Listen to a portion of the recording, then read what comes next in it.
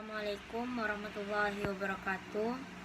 Perkenalkan, nama saya Pelda Yulisa dengan NIM 22002041 dengan rekan saya yaitu Dinda Hidayah dengan NIM 22002012 dan Sri Wulanjuni dengan NIM 22002059. Kami dari kelompok 11 membahas tentang konsep dasar ketatausahaan. Masuk ke dalam materi yaitu konsep dasar ketatausahaan. Pengertian ketatausahaan yaitu konsep yang berkaitan dengan cara mengelola suatu organisasi atau perusahaan secara efisien, efektif, dan transparan. Konsep dasar ketatausahaan meliputi yaitu yang pertama, perencanaan. Merupakan proses membuat rencana atau strategi untuk mencapai tujuan yang telah ditetapkan. Perencanaan mencakup pengambilan keputusan tentang sumber daya yang dibutuhkan, aktivitas yang harus dilakukan, dan waktu yang diperlukan untuk mencapai tujuan.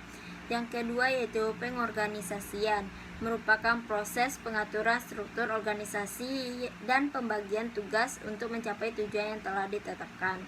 Pengorganisasian meliputi pembuatan diagram alir kerja, pembagian tugas, dan pengaturan hubungan antar karyawan. Yang ketiga yaitu pelaksanaan, merupakan proses pelaksanaan rencana atau strategi yang telah ditetapkan. Pelaksanaan mencakup pengaturan proses operasional, pengawasan, dan pengendalian kualitas.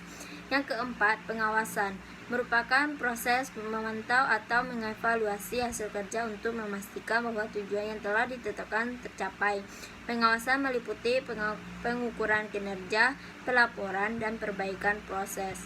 Yang terakhir yaitu pengendalian, merupakan proses mengidentifikasi dan mengatasi masalah atau kesalahan dalam proses bisnis atau operasional. Pengendalian meliputi pengembangan standar operasional, prosedur, perbaikan kualitas, dan peningkatan efisiensi.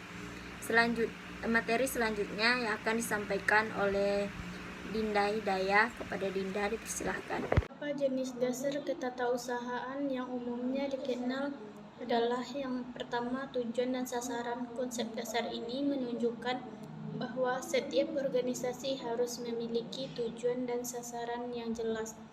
Untuk mencapai keberhasilan, tujuan dan sasaran ini harus spesifik, terukur, dapat dicapai, relevan, dan waktu yang ditetapkan untuk pencapaiannya. Yang kedua, efisiensi dan efektivitas.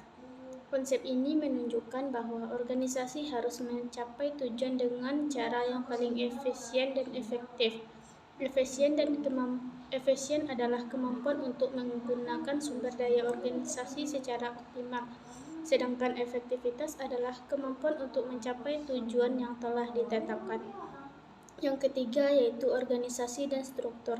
Konsep ini menunjukkan bahwa organisasi harus memiliki struktur yang jelas dan terorganisir dengan baik untuk mencapai tujuannya.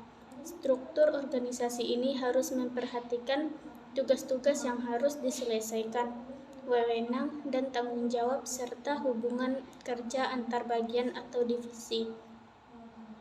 Sistem pengendalian. Konsep ini menunjukkan bahwa organisasi harus memiliki sistem pengendalian yang efektif untuk mengawasi kinerja dan pencapaian tujuan organisasi.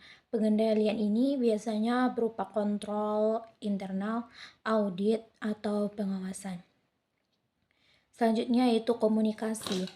Konsep ini menunjukkan bahwa organisasi merupakan anggota yang harus memiliki komunikasi yang lebih baik, efektif antara anggota organisasi dan pihak-pihak eksternal lainnya. Komunikasi yang baik akan mempermudahkan koordinasi antar bagian atau divisi dalam organisasi dan memperkuat hubungan dengan para pemangku kepentingan. Selanjutnya kepemimpinan. Konsep ini menunjukkan bahwa organisasi harus memiliki kepemimpinan yang kuat dan efektif untuk mengarahkan organisasi agar tercapainya suatu tujuan. Kepemimpinan yang baik akan dapat memotivasi karyawan.